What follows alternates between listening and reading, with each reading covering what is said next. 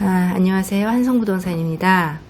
부동산 시장 침체로 이제 역전세난의 우려가 커져지고 있죠. 그런 지적에 따라서 추경호 부총리가 지난 6월 8일에 역전세난 우려하고 관련해서 전세금 반환 목적에 한해서는 한시적으로 DSR 총부채 원리금 상환 비율 규제를 완화하는 방안을 검토하고 있다.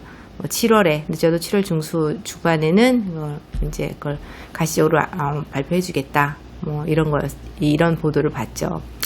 구체적으로 이제 기존 보증금하고 신규 보증금의 차액에 한해서 요거를 대출하는 경우에 DSR 규제를 완화하겠다 이런 건데 이거는 전세 자금 반환 대출에 한해서 DSR 적용을 완화해 주는 거기 때문에 일반적인 대출에 적용을 하는 거는 물론 아니에요. 집주인이 전세값 하락으로 세입자한테 보증금 내주기가 너무 어려워져서 또 역전세에 대한 우려가 커지니까 이런 대책을 이제 내놓기로 한 거죠. 지난해 하반기부터 우리가 경험했던 부동산 시장은 어디까지 내려갈 건지 예측하기가 너무 어려웠고 거래량도 완전히 얼음이었고 매매 전세 모두 그랬어요. 전세 빼는 거는 임차인 구하기 너무 많이 힘들었고 그러다가 이제 올해 3월에 특례 보금자리론이 시행이 되면서 좀 버티기장으로 들어갔어요. 그쵸? 2년 전에 전세가가 이제 꼭지다. 이제 9월이 되면 2년 전 전세가 꼭지다. 다시 역전세 시장에 급매물이 쏟아질 거다. 이렇게 부동산 시장을 보시는 분들도 계세요.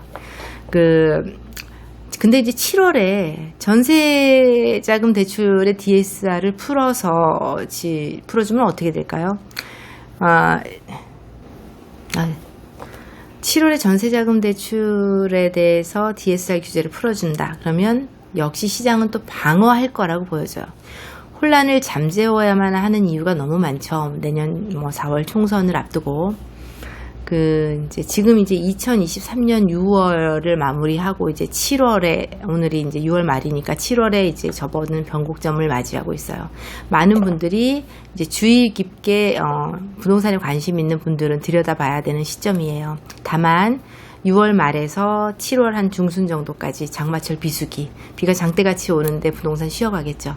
또 7월 말에서 우리가 8월 첫째, 둘째 주 정도가 극성수기, 여름 극성수기 관망장에 이제 시간을 지내야 되는데 이거는 이 이전에도 늘 그렇게 있었던 계절적인 요인이라고 보여져요. 이제 그렇게 맞이하는 9월 말에 추석을 기점으로 우리가 3, 4분기의 부동산 분위기를 좀 유심히 주의 깊게 들여다볼 필요가 있는데 한 가지, 우리는 개개인마다 관심을 두는 뉴스나 유튜브가 많아요. 또 보는 것들이 또 정해져 있죠, 많이. 그러다 보면, 내가 보는 컴퓨터, 내가 보는 내 핸드폰의 AI 인공지능의 알고리즘은 내가 보고 싶은 뉴스, 또 내가 듣고 싶은 뉴스를 계속해서 보게 만든다는 거예요. 내가 상승론자에 꽂혀 있거나 하락론자에 꽂혀 있거나 그런 차고 넘치는 채널이 너무나 많은데 한쪽 방향으로 계속 보다 보면 거기에 치우쳐서 시장 전체를 본다기보다는 한쪽으로 치우쳐진 왜곡된 시선을 내가 나도 모르게 세뇌가 된다라는 거죠. 이게 이제 이상하게도 실수요자들은 늘 이렇게 집값이 바닥일 때는 살 수 없어요. 반등이 돼야 사죠. 요즘에 이제 매수를 문의한 손님들이 그래요. 돌아보면 1, 2월이 바닥인데 그때 사야 되는 걸 이렇게 얘기하는데 또 막상 그때로 돌아가시면 사시겠어요? 이렇게 얘기하면 아니야. 그때 돌아가도 못 살 것 같아. 당연히. 그때는 당연히 저점인 타이밍은 더 어디까지 떨어질지 모르는 그런 아주 혼란스러웠던 시간이었기 때문에 그때 돌아가도 다시 그거를 잡을 수 없다라는 거죠. 빨리 시장이 정상화되려면 금리나 이런 것들 또 전세 시장이 정상화되어야 되고 상승으로 가려면 투자자들이 이제 같이 관심을 두고 들어오는 시장이 되어야 상승으로 이어질 텐데 그건 좀 한계가 있겠죠.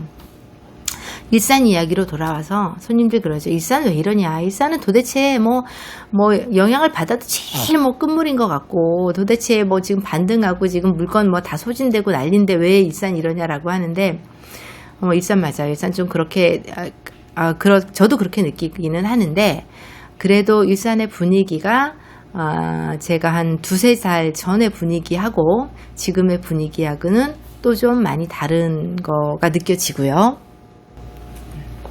그러니까 최근에 이제 뭐 여기 백마역 바로 앞에 소사선 7월 1일 개통을 앞두고 있는데, 백마역 바로 앞에 있는 작은 평수 27평이나 뭐 강촌마을에 이제 그냥 강촌 동화의 이제 일부 단지들을 지금 이제 표본으로 이렇게 해서 보면, 움직임, 그 다음에 초급 매물 빠지는 거, 그 다음에 실제로 거래 가능한 금액, 호가, 이런 것들이 조금 변해져 있고 변해가고 있다라는 게 현장에서 느껴집니다. 저는 부동산 전문가라고 할 수 없어요. 그냥 중개하는 사람이에요. 다만 유튜브를 하는 많은 부동산 전문가들이 있죠. 근데 그분들은 어떤 결과를 가지고 많이 이야기를 하는 거고, 또 결과로 통계로 이런 것들로 이제 전망을 내고 현재를 분석하시는데, 제가 그거보다 조금 더 다르게 전달할 수 있는 그 플러스 요인의 뉴스는 부동산 중개 현장 시장에 있다라는 거예요. 현장 시장에 있기 때문에 매매 거래가 올라오고 부동산 거래 신고를 30일 이내에 한 그 결과로 보는 게 아니라 실제 지금 일어나고 있고, 실제 지금 현장에서 사람들이 관심을 두고 문의를 하고 뭐 이러는 현장을 직접 느낀다는 거예요. 그래서 아마 결과가 도출된 것보다는 그래도 최소한 2-3주 정도는 현장 분위기가 빨리 느껴지지 않을까, 이런 느낌 들고요. 제가 말씀드린 것처럼 백마역 앞에 5단지에 27평, 올해의 상반기 2-3월 정도의 최저가 바닥이라고 했죠. 그때 거래된 거 물론 4억 5천 전후의 거래가 많이 됐고, 최근에 이제 거래된 아직 실거 이제 계약 단계에 있는 것들이 27평이 4억 7,700에 거래된 게 있어요.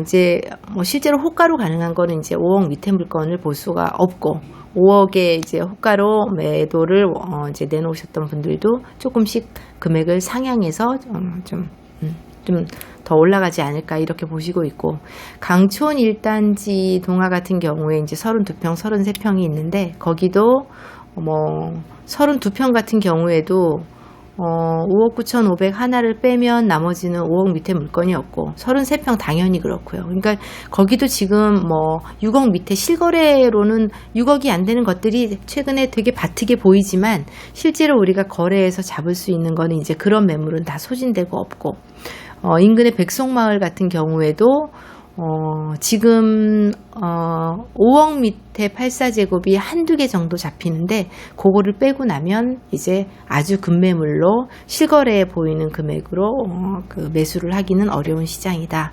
뭐 이렇게 일단 전해드릴 수 있겠습니다. 장마철 건강 조심하세요.